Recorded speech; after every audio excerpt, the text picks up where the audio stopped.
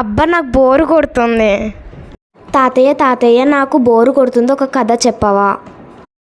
మనం కూడా తాతయ్య దగ్గరికి వెళ్ళి కథ విందాం. పిల్లలు, ఈరోజు ఒక పిల్లవాడు దారిన పోతున్న దొంగను గుర్తించి ఉపాయం ఆలోచించి ఆ దొంగను ఊరి పెద్దలకు ఎలా పట్టించాడో ఈ చిట్టి కథలో తెలుసుకుందాం. ఈ చిట్టి కథ పేరు దొంగ దొరికాడు. దేవభద్ర ఆచార్య అనే పిల్లవాడు ఒక పాడుపడిన బావి గట్టుపైన కూర్చొని ఉన్నాడు. అటువైపు ఒక దొంగ దారిన పోతూ ఉన్నాడు. ఈ బాలుడు ఆ దొంగని చూచాడు. ఆ దొంగ నెల రోజుల క్రితం వారి ఇంట్లో దొంగతనం చేసిన వాడే అని గుర్తించాడు. ఆ దొంగ తమ ఇంట్లో బంగారు ఆభరణాలు ఒక రాత్రి దొంగిలించాడు. ఆ దొంగని ఆ రోజు ఇంట్లో వారు నిద్రపోతున్న కారణాన ఎవరూ చూడలేదు.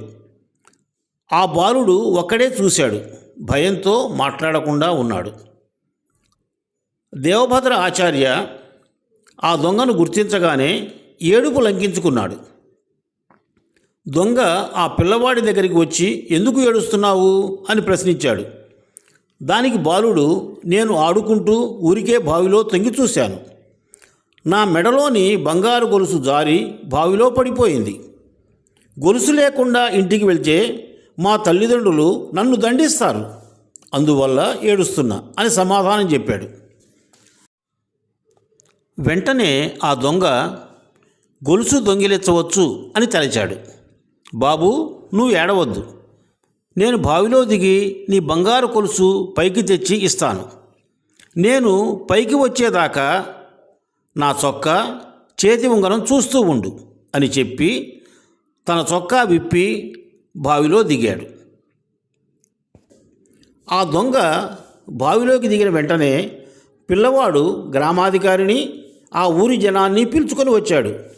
దొంగకి ఎంత వెతికినా గొలుసు దొరకలేదు. ఆ పిల్లవాడు గొలుసు పడిపోయిందని అబద్ధం చెప్పాడు. దొంగ పైకి వచ్చి చూడగా ఊరి జనం అంతా గుమిగూడి ఉన్నారు. దొంగను పట్టుకొని గ్రామాధికారి, నలుగురు పెద్దలు కలిసి ఆ దొంగ దొంగిలించిన సొమ్ములన్నీ రాబట్టారు. పిల్లలు, ఇప్పుడు ఈ కథలోని నీతిని తెలుసుకుందాం. ఒక ఉపాయంతో సమస్యను ఎలా పరిష్కరించుకోవచ్చో తెలుసుకున్నాం. ఒక వాక్యంలో ఈ కథలోని నీతిని చెప్పుకోవాలంటే ఉపాయంతో సమస్యని పరిష్కరించుకోవచ్చు. ఇదే ఈ కథలో నీతి.